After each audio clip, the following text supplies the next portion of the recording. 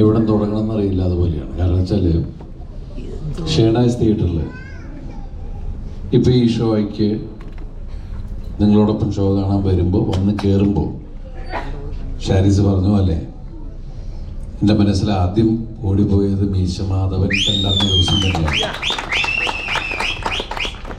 അതിനു മുമ്പും ഞാനിവിടെ വന്ന് ഒരുപാട് സിനിമകൾ ചെയ്തിട്ടുണ്ട്. പക്ഷേ മീശ മാധവൻ എന്ന് പറഞ്ഞ സിനിമ റിലീസ് ചെയ്ത് അന്ന് വൈകുന്നേരം ഞാൻ രഹസ്യമായിട്ട് സൈഡിൽ കൂടി വന്ന് സിനിമ കാണാൻ വന്നതാണ്.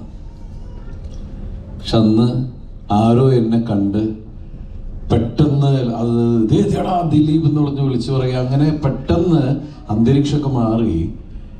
സത്യം പറഞ്ഞ ആ സിനിമ കാണാൻ വന്ന ആളുകൾ മുഴുവൻ എന്നെ എടുത്തുകൊണ്ട് പോയുള്ളൊരു ദിവസം ഉണ്ടായിരുന്നു അന്ന് എൻ്റെ ജീവിതത്തിൽ. അതെനിക്ക് ഒരിക്കലും മറക്കാൻ പറ്റാത്ത ഒരു വലിയ ഒരു ദിവസമാണ്. അപ്പം അതുകൊണ്ട് ഷേണാസ് തിയേറ്റർ എന്ന് പറഞ്ഞിട്ടുണ്ടെങ്കിൽ അതിനു മുമ്പ് ഒരുപാട് സിനിമകൾ ഞാനിവിടെ കണ്ടിട്ടുണ്ട്.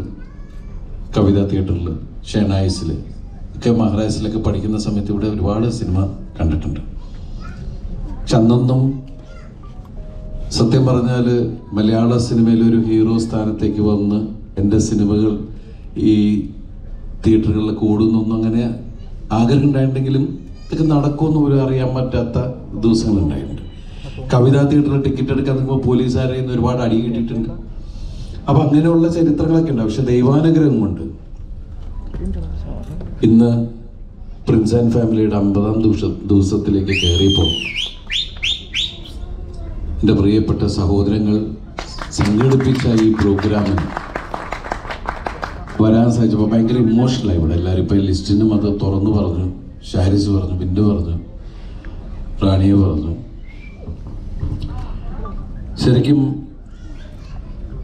കുറച്ച് ആളുകൾ ദിലീപ് എന്ന് പറയുന്ന കലാകാരൻ അല്ലെങ്കിൽ നടൻ ഇവിടെ വേണ്ടെന്ന് തീരുമാനിക്കുമ്പോൾ അതല്ലാതെ 33 വർഷമായിട്ട്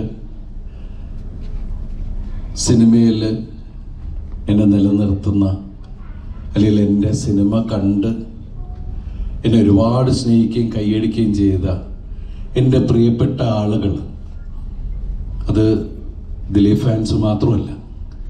ദിലീപ് ഫാൻസിൻ്റെ സഹോദരങ്ങളെ കുറിച്ച് അതിൽ എനിക്ക് പറയാൻ വാക്കുകളില്ല. അത് വേറെ വിഷയം. കാരണം അത്രയേറെ എനിക്കൊരു പ്രശ്നങ്ങൾ ഉണ്ടായ സമയത്ത് എല്ലാവരും വിട്ടുപോകേണ്ട സമയത്ത് എന്നോട് കൂടുതൽ എടുത്ത ആൾക്കാരാണ്. അത്രയേറെ അവർ മാനസികമായിട്ടും അപമാനിക്കപ്പെടുകയൊക്കെ ചെയ്ത എൻ്റെ സഹോദരങ്ങളാണ്. എന്നിട്ട് പോലും ഒരാൾ പോലും കുറയാതെ ആളുകൾ കൂടുകയാണ്.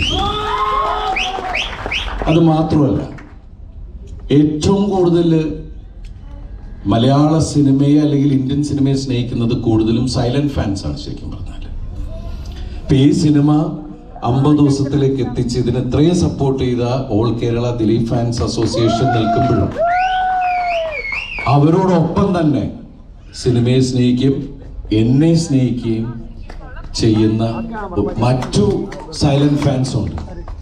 അവർ ശരിക്കും പറഞ്ഞാൽ ഇപ്പോൾ റിയാസ് ഇവിടെ പറയണ്ടായി, ഞങ്ങൾ കൂലിപ്പണി ചെയ്തിട്ടുള്ള കാര്യങ്ങൾ സത്യസന്ധമാണ്. ഈ ഫാൻസ് അസോസിയേഷനിൽ കൂലിപ്പണി ചെയ്യുന്ന ആളുകൾ മുതൽ നല്ല ശമ്പളം വാങ്ങിക്കുന്ന ആളുകൾ വരെ ഉണ്ട്.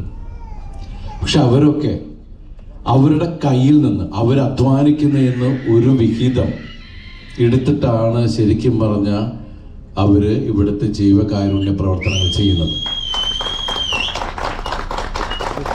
അതിൽ വളരെ അപൂർവമായിട്ടാണ് ഇപ്പോൾ, നേരത്തെ ആണെങ്കിൽ എൻ്റെ അച്ഛൻ്റെ പേരിലുള്ള ട്രസ്റ്റ് സപ്പോർട്ട് ചെയ്യുമായിരുന്നു.